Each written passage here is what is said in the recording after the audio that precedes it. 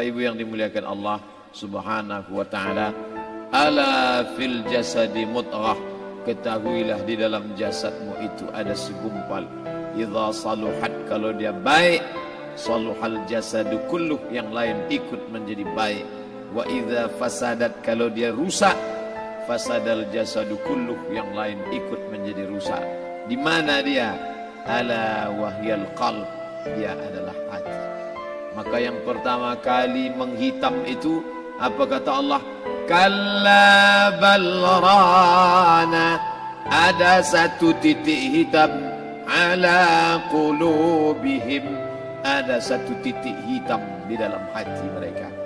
Ketika satu titik dibiarkan berubah menjadi dua titik dibiarkan berubah menjadi 3 titik, 5 titik, 10, 100, 1000, maka dia pun menjadi hitam semuanya. Ketika hati sudah hitam, maka itulah azab di atas azab. Khatamallahu ala qulubihim. Setelah hati menghitam, terkunci, menular ke telinga. Wa ala sam'ihim. Setelah telinga, wa ala absarihim ghishawah. Padahal 3 itulah nanti yang akan ditanya di hadapan Allah. Inna sam'a wal basar wal fuad. Coba lihat, ketika akan ditanya, yang ditanya 3, tapi diawali dari telinga. Inna sam'a wal basar wal fuad, telinga, mata, hati. Tapi ketika terkunci, yang duluan dikunci hati. Khatamallahu ala qulubihim wa ala sam'ihim wa ala absarihim. Kalau hati sudah terkunci, telinga tersumbat, mata tertutup. Summum bukmun umyum, summum bukmun umyum, peka, tuli, bisu, apapun tak lagi masuk ke telinga. Malam ini kita menyadarkan diri kita, terlebih lagi yang berceramah, jangan kau hanya sampai menyampaikan ayat saja. Hai Abdul Samad, apakah kau yang bicara itu hatimu sudah hidup? Senantiasa merasakan diri, aku orang paling hina, aku orang paling kotor, ditempelkan kening ke lantai di tempat yang diinjak tapak kaki, mengatakan bahwa aku bukan siapa-siapa. Malam ini Kepala Kanwil BPN Provinsi, Kabupaten, saya tak bisa membedakan mana yang kabupaten, mana yang kota, mana pegawai tinggi, mana pegawai rendah. Semuanya rata sama. Andai dibuat acara ini di kantor, mungkin saya segan, sungkan melihat dari seragamnya, bajunya. Tapi malam ini semuanya sama. Andai tak disebut tadi Pak Kepala Kantor, Pak Kanwil, saya pun tak tahu mana Pak Kanwil, mana tidak. Fotonya ganteng pula aslinya lagi daripada foto. Artinya apa? Bahwa kalau sudah masuk ke dalam masjid, ketika engkau merasa dirimu tinggi di atas, kau bukan apa-apa, karena yang paling tinggi di badanmu pun kau tempelkan. Tapi saat kau jatuh, rendah, down, stres, kau jangan merasa rendah, karena kau tegak berdiri di hadapan Allah. Kau angkat 2 tangan, Allahu Akbar. Di dalam diri ini disebut dia dengan qalb. Kenapa disebut qalb? Orang Arab menyebut qalb, qallaba, karena sifatnya berbolak-balik.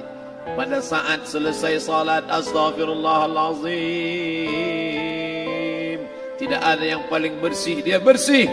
Tapi pada saat petang sore hari, yusbihu mu'minan, paginya putih, bersih, tak bernoda. Wa yumsi kafiran, petangnya hitam. Makanya dari pagi dibersihkan. Salat subuh bersih, salat zuhur bersih, condong matahari salat asar bersih, tenggelam matahari salat maghrib bersih, sempurna gelap malam salat isya bersih, tengah malam bangun tahajud munajat, di tengah malam orang tertidur.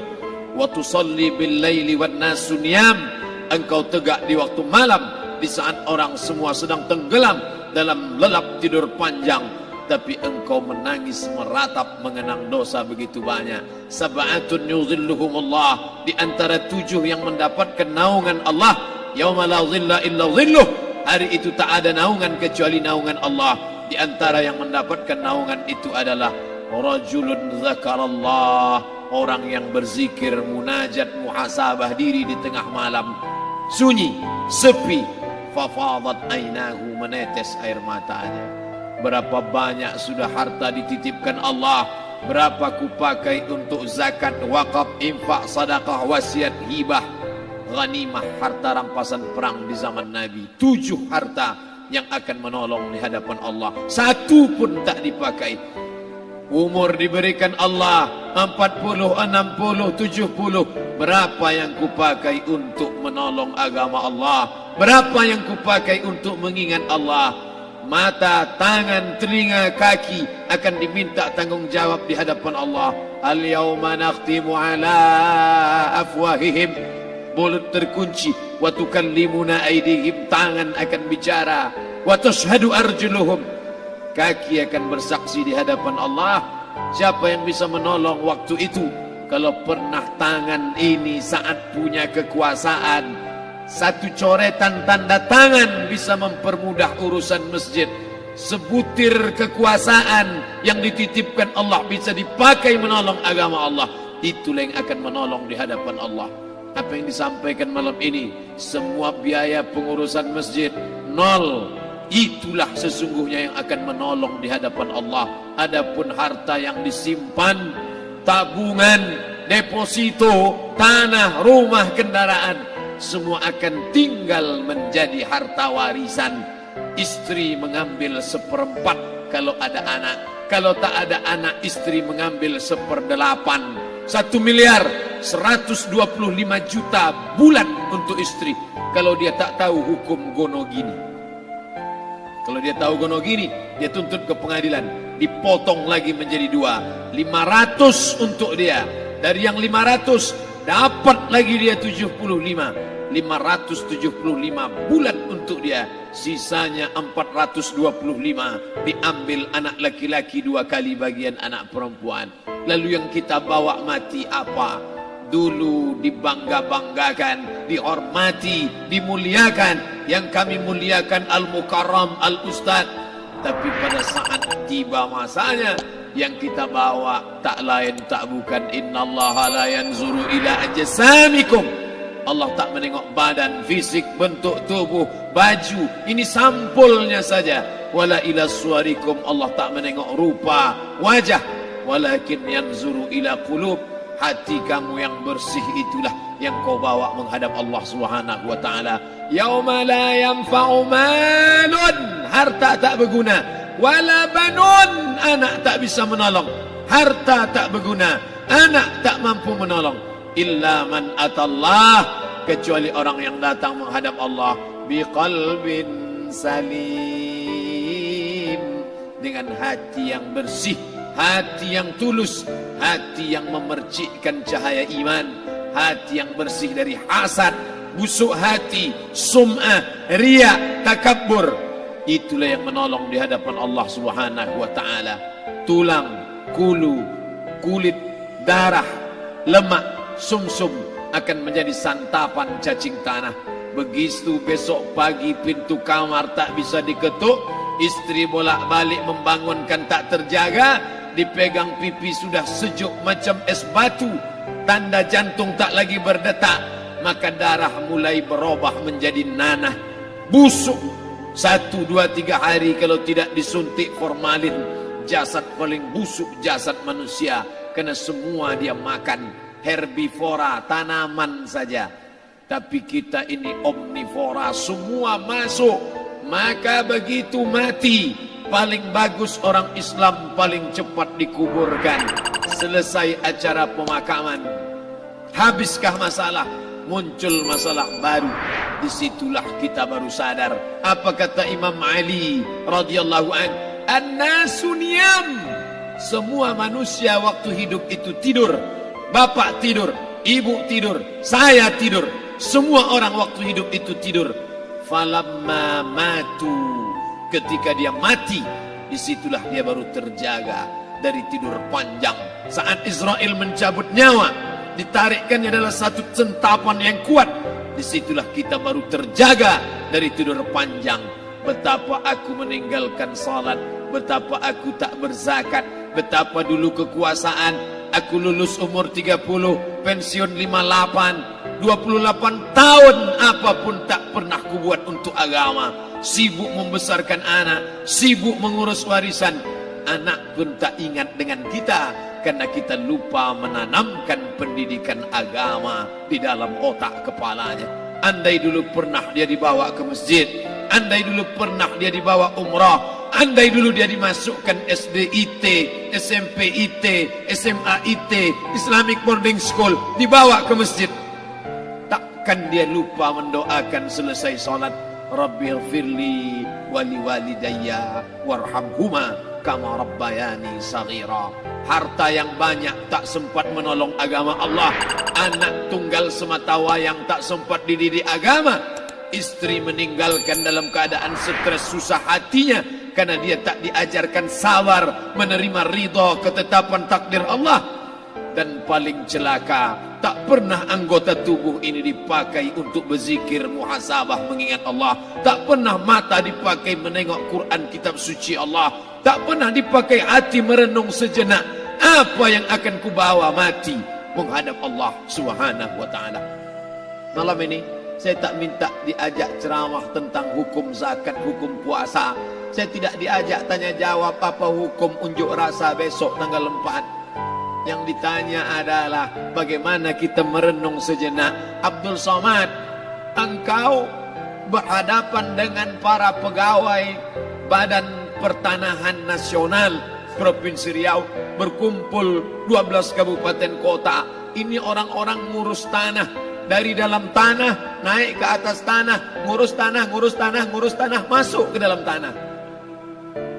Abdul Somad dari dalam tanah naik ke atas tanah, ceramah, ceramah, ceramah, ceramah, ceramah, masuk balik ke dalam tanah. Yang kau bawa apa? Baju koko tinggal, peci tinggal, pakaian kehormatan tinggal. Yang tentara belum pernah saya diundang. Ustadz besok datang takziah, bapak anu tentara meninggal, tahu-tahu kain kapannya loreng. Tak ada. Yang kau bawa kain tidak berjahit, disobek, kerak. Itu yang akan menyampul kulitmu yang selama ini kau dimandikan, dibersihkan oleh ibumu dulu 60 tahun yang lalu. Sampai masanya kau lupa kapan kau dimandikan dulu. Sekarang ruh melihat, disebut dia ruh karena dia raha ya ruhu ruh, seperti aroma semerbak yang datang pergi hinggap.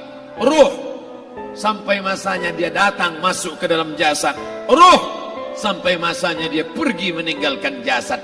Malam ini dimuliakan Al-Mukarram Haji Abdul Somad LCMA. Kenapa Abdul Somad ini dimuliakan? Karena ruh hinggap sejenak sebentar, sampai masanya besok pagi dia ruh keluar dari dalam tubuh ini.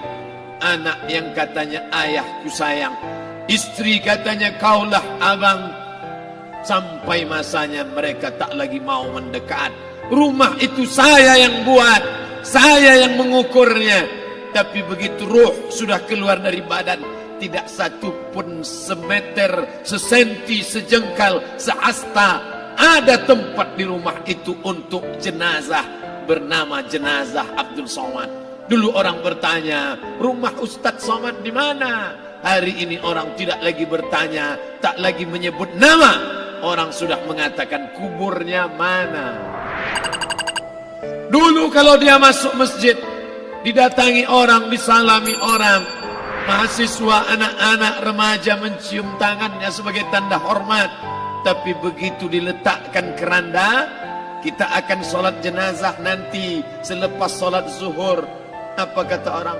Letakkan di tepi sana, letakkan di tepi sana. Tak satu pun mau mendekat. Letakkan dia di sana. Bahkan sebagian mengatakan dalam masjid, letakkan dia di luar. Dia tidak disebut engkau yang mulia, tidak digunakan kata ganti orang langsung. Letakkan dia di sana. Bahkan sebagian tak lagi, padahal tempat paling mulia sebelah kanan, orang tak lagi mau di kanan, mulai dia menjauh ke kiri. Kenapa kau ke sana? Takut aku mimpi hantu nanti malam. Mana kawan, sahabat, andai tolan, anak menantu, teman sekantor, semuanya pergi meninggalkan. Yang tetap dibawa, kalau pernah kaki melangkah salat berjamaah di masjid, kalau pernah tangan mengusap kepala anak yatim, kalau pernah tangan mengucap subhanallah. Nanti di akhir tausiah kita akan berzikir, munajat, muhasabah diri, berdoa, mengenang apa yang akan kita bawa menghadap Allah Subhanahu wa taala. Datang malaikat membawa kain kafan dari cahaya, akan menyambut ruh yang mulia. Hadis riwayat Ahmad bin Ambal dalam kitab Al-Musnad, turun malaikat berlomba-lomba membawa kain putih dari cahaya, menunggu ruh akan keluar. Ruh menetes seperti embun di ujung daun. Daun tidak bergoyang, ranting tidak patah. Ruh menetes pelan turun ke dalam kain kafan, dibawa malaikat ke pintu langit. Tak sabar mereka menyambut. Inikah dia yang selama ini berjamaah? Inikah yang dulu ketika dititipkan kekuasaan menolong agama Allah? Kam min masyhurin fil ardi walam yakun ma'rufan fis sama. Berapa banyak yang masyhur terkenal di bumi, malaikat tak mengenal dia. Ini roh siapa? Tapi ini bukan LCMA, dia bukan ustaz, dia bukan ulama, tapi imannya dalam. Kekuasaan dipakai menolong agama Allah. Ruhnya keluar di bawah. Semua malaikat mengucapkan salam. Inilah orang yang selama ini kami tunggu-tunggu. Catatannya sudah lama. Setiap pagi petang malaikat subuh membawa catatan namanya, malaikat malam membawa catatan namanya. Kami merindukannya. Begitu orang-orang yang masyhur di langit tapi tak dikenal makhluk bumi. Tapi ada sebaliknya, yang rohnya disentapkan, ditarik malaikat dengan begitu tarikan yang sangat kuat. Nabi bertanya saat Isra Mi'raj kepada mereka yang sudah mati ribuan tahun yang lalu, apa yang kalian rasakan?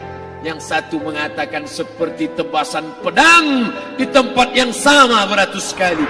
Yang satu mengatakan seperti kambing yang dikuliti hidup-hidup. Yang satu mengatakan seperti mata kail pancing ditarik dari kulit yang basah.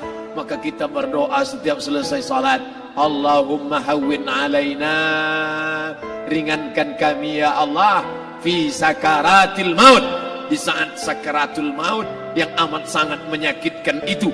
Dan mereka yang pergi tak pernah kembali, mereka yang mati tak pernah bercerita, kecuali hanya kepada Sayyidina wa Maulana Muhammad sallallahu alaihi wasallam. Di saat malam pertama di tempat yang gelap, di tempat yang tak pernah diimpikan oleh orang, tapi kita tetap melewati dan merasakannya.